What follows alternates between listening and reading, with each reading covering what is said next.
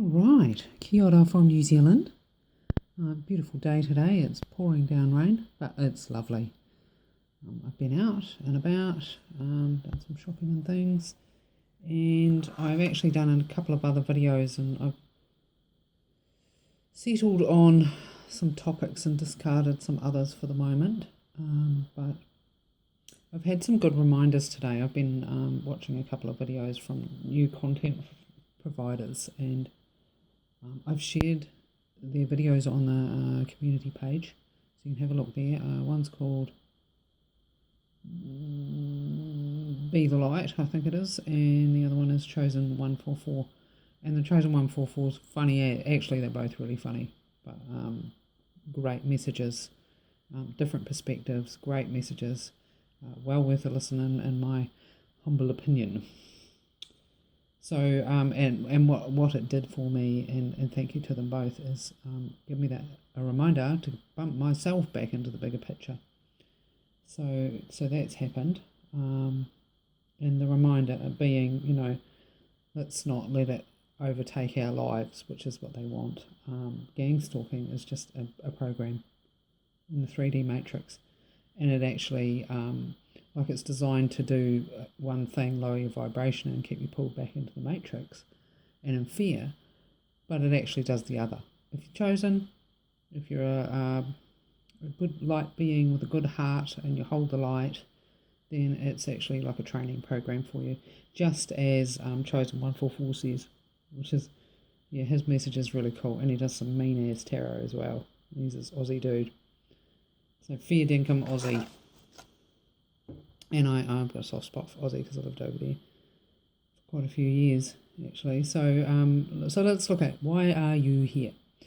You're either, I know that there's plenty of haters and stalkers watching, like whatever. Maybe you'll learn something.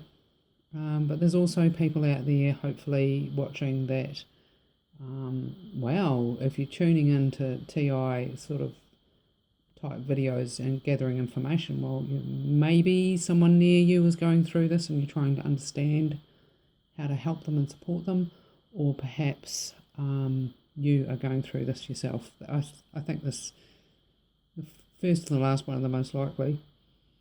So she uses the lady, what's her name, Be the Light, uses the analogy of being the eagles, which is my analogy of the bigger picture. So you rise above it to look for your solutions and keep your vibe high. So let me see. They're trying to distract you, and you have the opportunity to choose how to respond or react to this. How to be pushed around or do the pushing, and that'll be to yourself. So we'll keep it simple, we'll keep it clear. They're out there doing their NPC thing, non-player character. They're open to this, what do you call it, this direction, I guess, whether it be through money or mind control or whatever it is, they're participating for whatever reason. And honestly, sometimes I look at them driving around, and I think they must be. I'd forgotten all about NPCs, so that was interesting. But they must be NPCs to be able to mindlessly drive backwards and forwards all day, So I got no idea there, but clearly there's something else going on. Anyway. So if you're suspecting that you're a TI, I think there's a few levels. You start off with the gang stalking, that usually starts with, maybe you split up with your ex and all of a sudden everybody's hating on you and you're like, what the heck? Well, that's the beginning of the gang stalking. Then you get they're the flying monkeys. But with the electromagnetic harassment, that's like next level. And I struggled for a while with that. It's like, okay, the gang stalking and all that sort of stuff, you can figure that out pretty quick. With the electromagnetic harassment, though, that's a bit different. And I was like, well, here they are, I don't know, playing with their little Xbox and causing all these problems in your life and beaming you with this ray to cause discord and disrupt your sleep and burn your skin and fuck up your nervous system and things like that. To what end? To lower your vibration. So, some people are responding to that by, buying Shanghai or little zappers that block things and block the scalar frequencies and things like that. And while they have their place, and I do like my crystals, and I'm not bagging them by any means, but to me, to my way of thinking, these things are band-aids. If they're working for you and raising your frequency and your vibration, cool as, bro, sweet. Do it, and you can be using your crystals that way. It's all about your intention. But to me, it's a band-aid, and this is a spiritual war, and so these are frequencies, and we're working at raising our frequency. So it just goes back to doing the Mahi.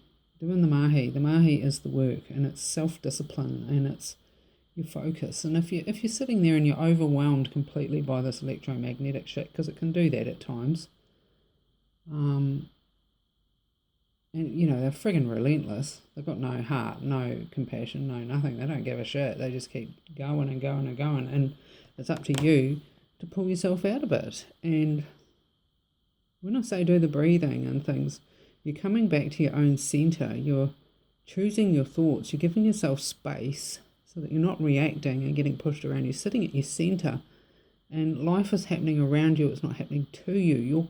You're sitting there creating what you want. So you're taking your power back. You shift your thoughts back to what you want.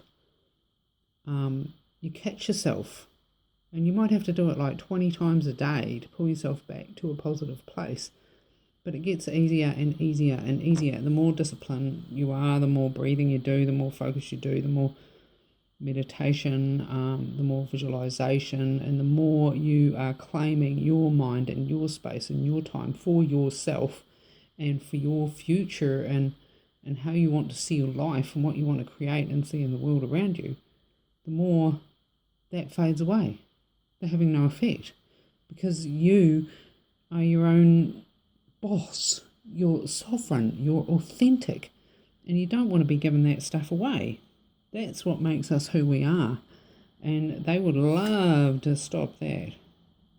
So what else did I want to say about that? So that's the Mahi. The Mahi is the inner work, the spiritual work, raising our vibration. And like if this stuff is happening in the 3D matrix, and we're multidimensional beings, there's only a part of us that operates in the 3D, and we are working at raising our frequency and our vibration. We are lifting our thoughts. We're shifting into another dimension, clearly.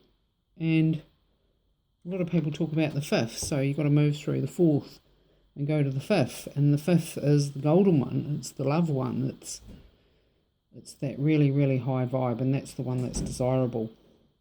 That's where we want to sit in the 5D, in the love, in the light, and they can carry on being their little controlled selves, doing what they do, driving around and playing with their Xboxes. But we're going to get along with other things. We're going to be doing other things, and they have no place in our reality or our lives and at all when we take it back. So do that. Get out there and do your walks and fear nothing. Fear nothing. Be sensible, but fear nothing. And do the practice of looking after yourselves and nurturing yourself and speaking to yourself kindly and reassuring yourself. If you have to talk yourself through 5 minutes of electromagnetic harassment, do it to stay sane. Have a look at somatic breathing and exercises. I forgot about that, but that works directly with the nervous system, and you can work with trauma that's stored in there. And you're breathing and transmuting those things as well, and raising the frequency and healing them, making yourself whole. And then they've got nothing to pick at. They've got nothing to pick at, and they're getting less and less access to your energy fields through lower vibrations. And you're winning. You're choosing yourself, and you're healing yourself, and you're becoming whole, and you're vibrant with well-being. Anyway, that's about all I wanted to say, and yeah, have a think about those things. So cheers from New Zealand. Kia ora. Take care. Bye.